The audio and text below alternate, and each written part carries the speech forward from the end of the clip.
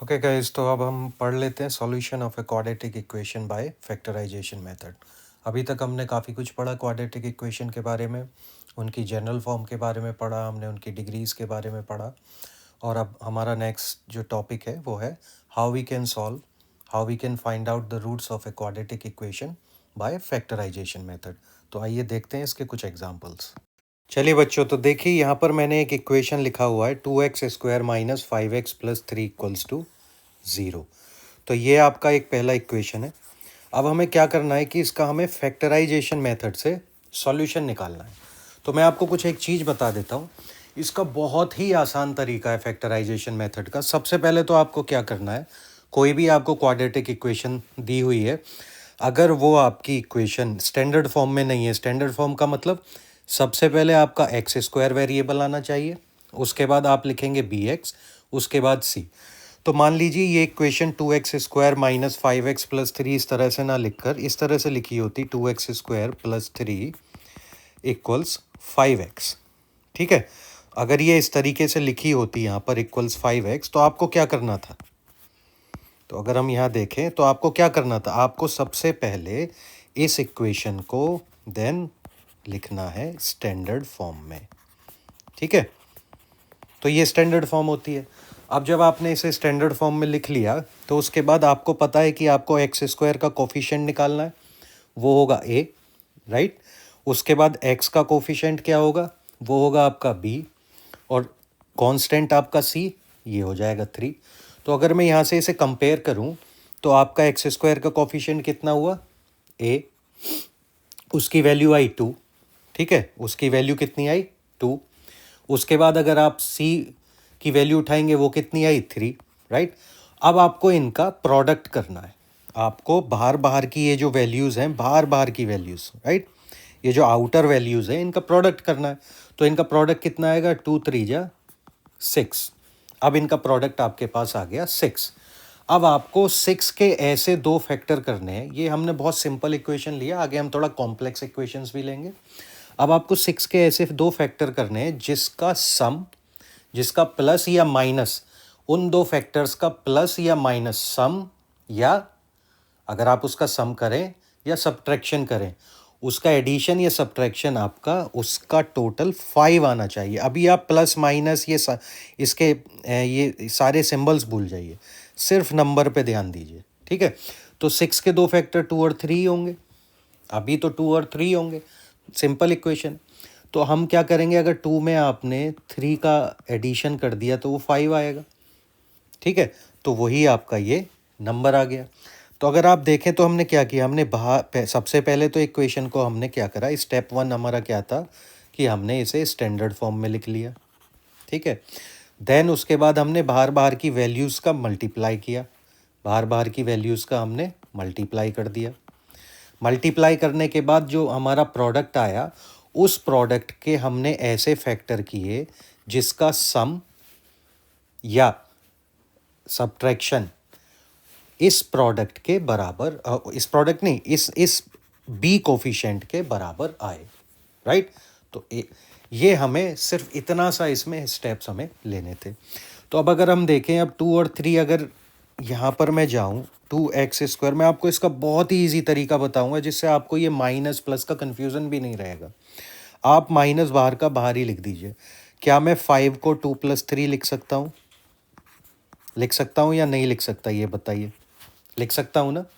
तो 5 को 2 + 3 हमने यहाँ पर अंदर लिख दिया।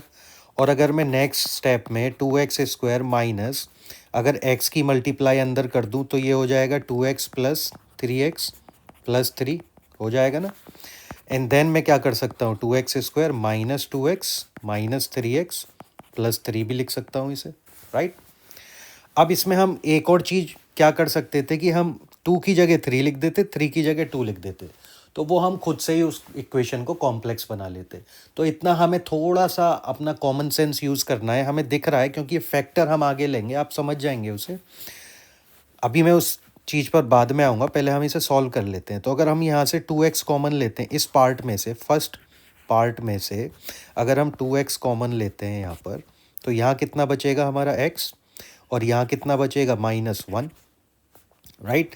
अब यहाँ से हमने क्या कॉमन लिया, इस पूरे पार्ट में से -3 कॉमन ले लिया।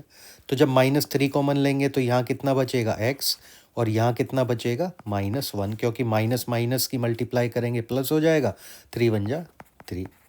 ठीक है। अब आपको क्या करना है, अब इस पूरी इक्वेशन में से ये पार्ट आपका कॉमन है, तो आप इस कॉमन पार्ट को यहाँ लिख लीजिए। उसके बाद यहाँ से कितना बचा 2x, यहाँ से कितना बचा -3, और इसे आपने सीधा सीधा यहाँ लिख दिया। अब क्या होगा, अब आप x-1 को 0 के बराबर लिख दें और 2x-3 को 0 के बराबर लिख दें, तो क्या होगा, x = 1 हो जाएगा आपका, और इधर x = 3/2 हो जाएगा। तो ये आपने इस क्वाड्रेटिक इक्वेशन के 2 फैक्टर कर दिए फैक्टराइजेशन मेथड से। बहुत ही सिंपल, बहुत ही सिंपल है। आप इस वीडियो को एक बार और दोबारा देखिएगा और इसके बाद अगर कोई भी डाउट हो आपका तो हम उसे डिस्कस कर लेंगे, आप कमेंट्स में हमें बता सकते हैं। लेकिन अभी इसके हम और भी एग्जांपल्स लेंगे, इतने एग्जांपल्स लेंगे जिससे कि आपको इसकी अच्छे से प्रैक्टिस हो जाएगी। अच्छा, मैं यहाँ पर आपसे कुछ बोल रहा था कि अगर इस जगह देखिए, अगर मैं इसे 2x + 3x ना लिखकर मैं इसे 3x + 2x लिख देता तो हमारी इक्वेशन कुछ इस तरह से हो जाती है। अगर मैं उस इक्वेशन को यहाँ लिख देता हूँ, चलिए मैं एक सेपरेट यहाँ पर, तो अगर ये 2x², ध्यान से देखना इसे, 2x² माइनस, मैं इसे 3 + 2x भी लिख सकता था, +3, राइट। तो उसके बाद क्या होता कि मैं इसके नेक्स्ट स्टेप में जाता, 2x² - 3x - 2x + 3 लिख देता, राइट। तो क्या होता बच्चों यहाँ पर कि हमें थोड़ा सा कॉम्प्लेक्स, मतलब कुछ कोई डिफरेंस नहीं है, थोड़ा सा फैक्टर करने का तरीका बदल जाता। यहाँ हमने क्या कॉमन लिया था, यहाँ हमने 2x कॉमन लिया था। अब यहाँ 2x तो कॉमन है नहीं, तो यहाँ क्या, इस पहली 2 टर्म्स में क्या कॉमन आ सकता है, केवल x कॉमन आ सकता है, राइट। केवल x कॉमन आ रहा है, तो हम क्या करेंगे, यहाँ बचेगा हमारा 2x और यहाँ बचेगा हमारा माइनस, और इधर हम क्या कॉमन ले लेते हैं, इसमें अगर आप देखेंगे तो इसमें हमारा क्या कॉमन आ सकता है। अगर इसमें कुछ भी कॉमन नहीं आ रहा है तो हम -1 कॉमन ले सकते हैं, -1, ठीक है।